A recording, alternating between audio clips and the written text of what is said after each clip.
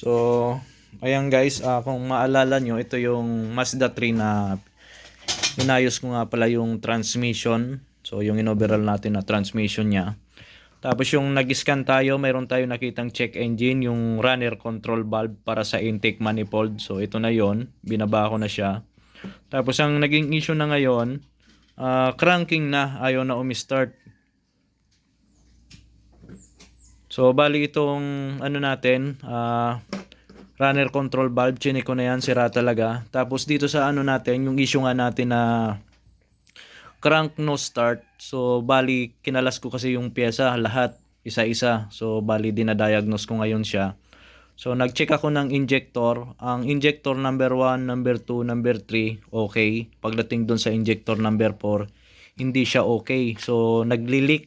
Pag switch on ignition mo pa lang, may nag-i-spray na agad na gasolina dito kahit hindi pa siya nabibigyan ng computer box para mag-open. So kaya siguro ayaw umandar yung ano natin, yung unit na Mazda 3 kasi hindi nabibigyan ng tamang pressure itong ano natin, fuel rail. So dapat kasi ang fuel rail natin mag-i-stay din ng pressure yan 40 to 50 PSI maximum. So kailangan mayroon siyang pressure na 40 to 50 PSI maximum. Ngayon, kung hindi niya ma-hold yung 40 to 50 PSI maximum na yan, na fuel, hindi talaga aandar yung ano natin, hindi aandar yung sasakyan kasi hindi mag-i-spray ng tama itong injector natin. So, hindi malalamanan, kumbaga, hindi makaka-spray ng maganda dun sa bawat chamber ng makina. So, i-check ko na to. Okay itong tatlo, maliban dun sa isa. So, ipapakita ko rin sa inyo, sir, mga bossing, kung paano yung goods at bad na fuel injector. So subukan nating i-try dito sa carb cleaner. So bari carb cleaner yung ginagamit ko. So bibigyan lang natin yan ng power bawat isang solenoid. So i-try na natin pa-sprayhin. Tapos makikita natin yung good dito at bad. So ito yung may problema na injector. So i-try na muna natin. So, ito yung isa. Susubukan muna natin to. So, bali may naman nakalagayan dyan na positive saka negative. So, lalagay muna natin sa terminal. Positive. So, bali 12 volts lang to. Negative.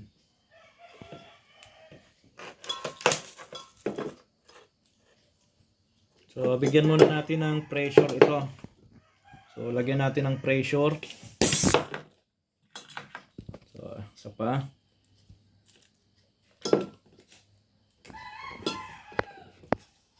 So, mayroon ng laman yan, may pressure na yan. So, kung makikita nyo dito sa nozzle natin, dito sa injector, hindi pa nag-i-spray. So, maglalabas lang ng ng fuel kapag binigyan na ng power ng computer box, yung tinatawag na negative trigger. So, ganyan dapat. So, pag nag-off yung computer box, hindi na siya mag-i-spray dapat.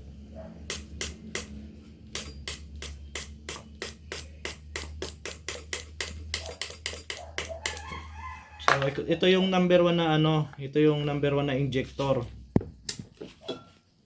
So, number 1 na injector. Yung number 2 na injector.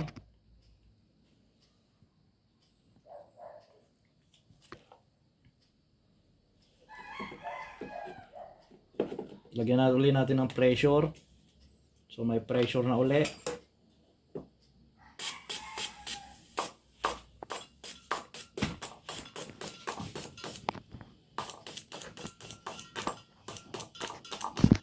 So, okay rin to. Kahit bigyan mo siya ng pressure dapat, pag gumana na yung fuel pump, may pressure na yung natin, fuel rail, hindi dapat magtatagas yung gasolina dito. So, yan, may pressure yan uli.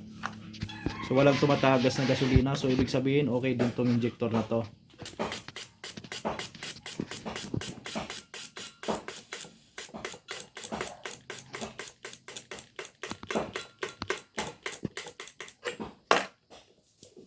Ito yung number 2 na injector.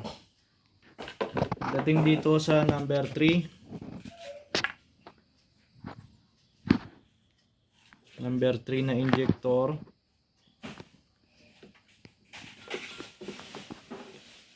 May pressure, wala rin lumabas. So trigger muna tayo, negative trigger.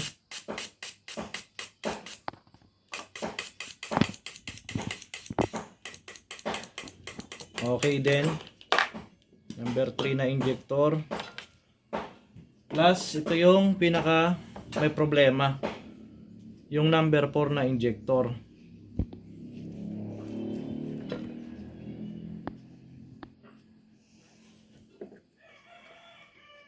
Bigyan na natin ng pressure to. Kung makikita nyo, binigyan ko pa lang ng pressure, halos tumatagas na yung ano natin, yung fuel. Tapos ang nangyayari dyan, once na nag-trigger na siya, steady na lang yan. Hindi na namamatay. Panay, ano na lang siya, panay bigay ng fuel. Yan. Kita nyo yan? Ayan yung sirang injector. Ganyan ang sirang injector. Hindi nagka-cut off. Kahit wala nang ano. So, hindi talaga andar yung unit pag ganyan. Yan o. So, gagawin natin dito. Papapalitan muna natin to ng injector. O kaya naman, kung kaya ko pa siyang i-repair, i-repair ko siya. So, subukan muna nating linisin. So, number 4 injector may problema. So, ayun guys, mag-update ako pag na-okay na natin yung injector o kaya naman napalitan na natin ng bago to. So, dito naman sa running control valve, itatry ko rin tong paganahin itong ano natin, solenoid. So, yung solenoid kasi dapat ano yan eh. Mayroon dapat na resistance na maganda din yan.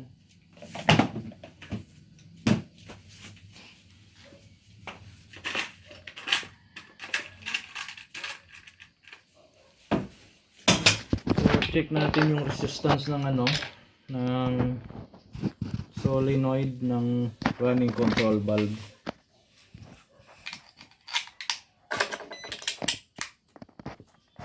Lagyan natin sa ohm.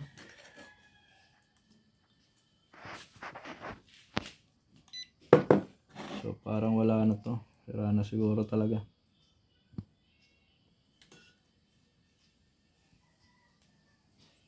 Wala, sunog na to. Sunog na to, wala nang ma-reading.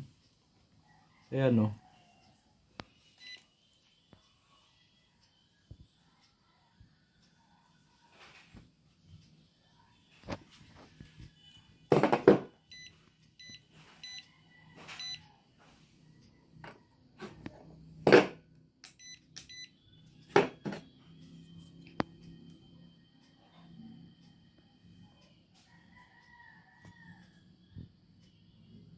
Wala na, sira na talaga. Dapat mayroon tayong marireading dito na ohm o kaya naman kilo ohm.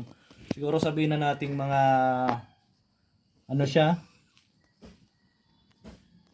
17 ohm. Mga ganon siguro. So ayan, try muna nating i-repair din, baka sakaling mabuhay pa siya.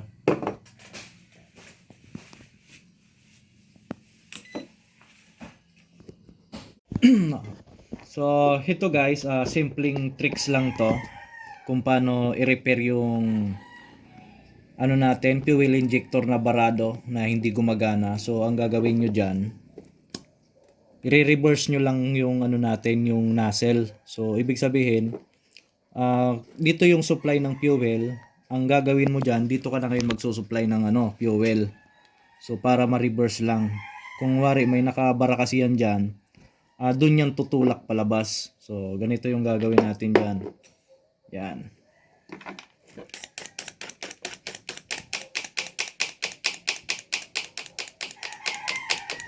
So, okay na to. So, bali yung number 4 pala natin ay okay na. So, na-repair na natin yung number 4. Hindi na siya nag-leak. So, kung makikita nyo rin dito, ang laki na ng pinagkaiba ng spray. Halos na siya. Halos solid, malakas na.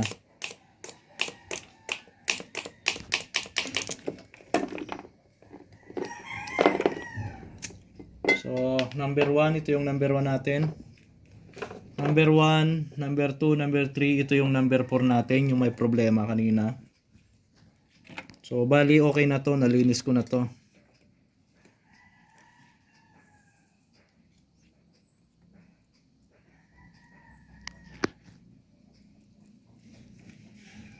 Subukan na natin.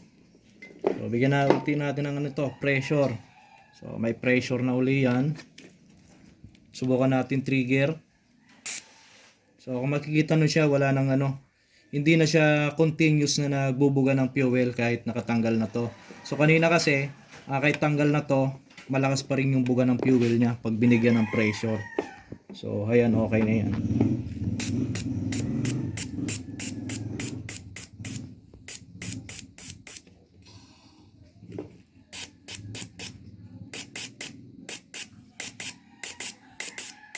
So, ganun lang yung paglilinis ng ng fuel injector kung kaya pang malinis. I-reverse nyo lang to. So, ayun guys, okay na. Tapos ko nang linisin itong injector. Tapos umokay na rin yung number 4 natin. Tapos yung intake runner control valve, so wala na talaga siya, open circuit. So, wala na akong nare-reading na ohms dito sa bawat terminal. So, papapalitan na natin muna to. Pero pansamantala, kailangan muna nating mapaandar yung unit uli. So, ikakabit ko na muna to, ibabalik.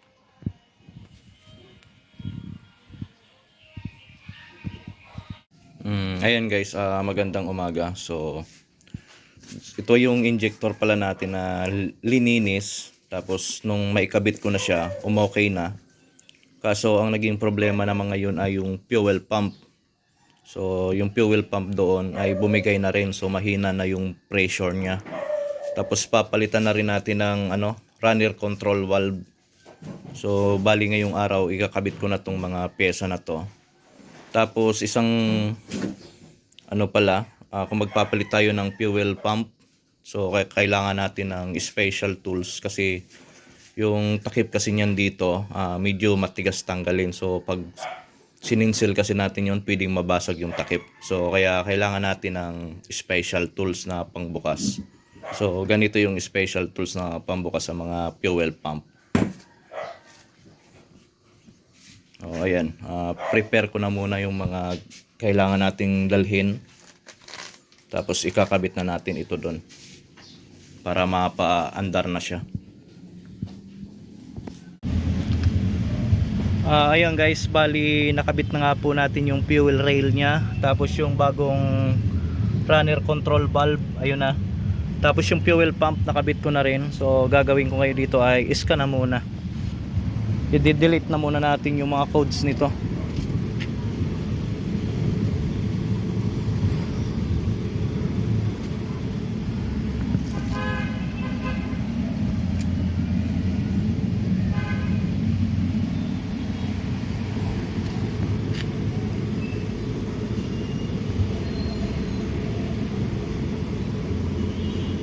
So, bali wala ng codes.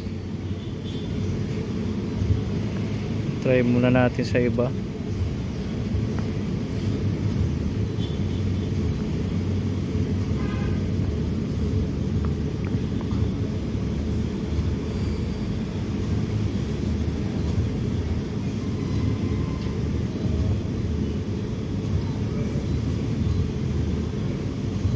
Mazda.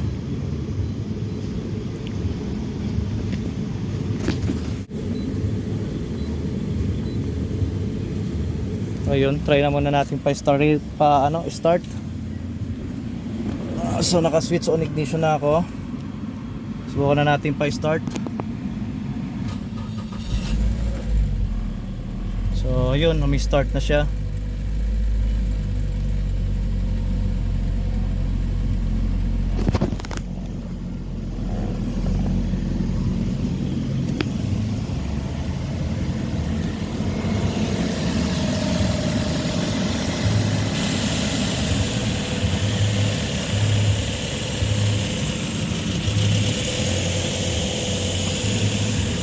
So dati, pag ni-revolution mo to, namamatay.